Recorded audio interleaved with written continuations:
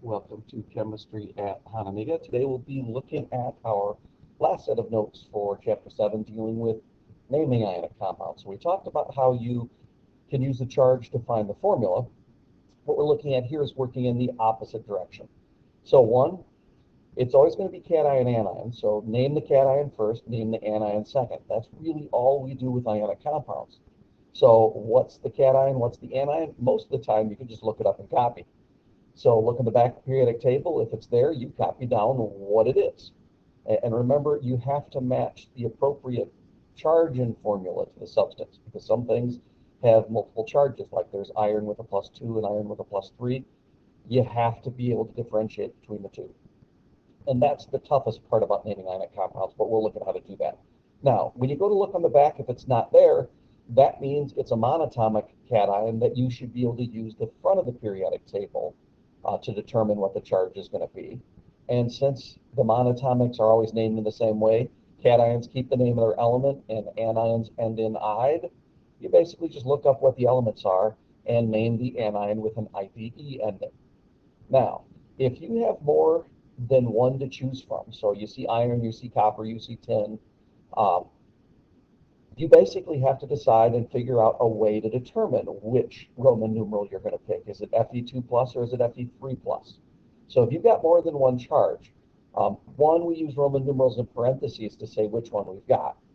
But more than that, you have to use the charge from the anion that you know and the number of anions to figure out what the charge of the cation is. So we're going to use the anion to figure out exactly which cation it is, and we'll look at how to do that.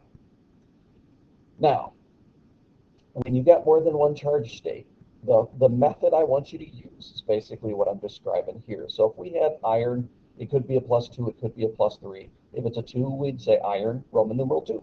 If it's a 3, we say iron, Roman numeral 3. But the way to figure out which one it is, you're going to use the charge of the anions and the number of the anion. So remember, the total charge has to add up to 0. So if we find the total charge of the anions, if it was 2 negative and there were 3 of them, that's a -6. We now know that the cations have to equal a total of +6. If you divide that number by how many cations are in the formula, that will tell you the charge on each and every single cation. So that's the only one that's at all tricky. Otherwise, most of the time, you're just looking them up. So what's the name for MgO? Well, when you look on the back, there's an Mg2 plus, there's an O2 minus. That's all there is. The Mg2 plus is called magnesium. The O2 minus is called oxide. Write it, you're done. But when you look up copper, you can see that there's a copper with a 1 plus charge and a copper with a 2 plus charge. But sulfate, that's got to be SO4 2 minus. So remember, the method is you're using the anion to figure out the charge of the cation. Now, I know we have one sulfate, and it's going to be a -2 charge.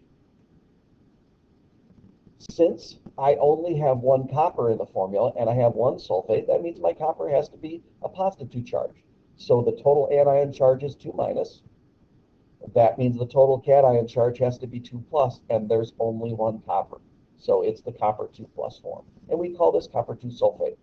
Now, one that's a little bit more complex. So Mn3PO42. Now, when I look up Mn, I'm not really sure what its charge is, but I do know that phosphate, PO4, is a 3 minus, and I know I have 2 of them. So, to figure out which manganese, is it manganese 1 or 2 or 3 or 4 or whatever, I'm going to use the phosphate to determine the Mn. So remember, I want to look at the total anion charge. I've got a 3 negative, and there's 2 of them for a total of -6. That means our cations must be a +6. And notice there's 3 Mn's. So that means each one has to be a 2 plus. 6 divided by 3 is 2. So therefore, it's going to be manganese 3 phosphate. And that's it for finding formulas.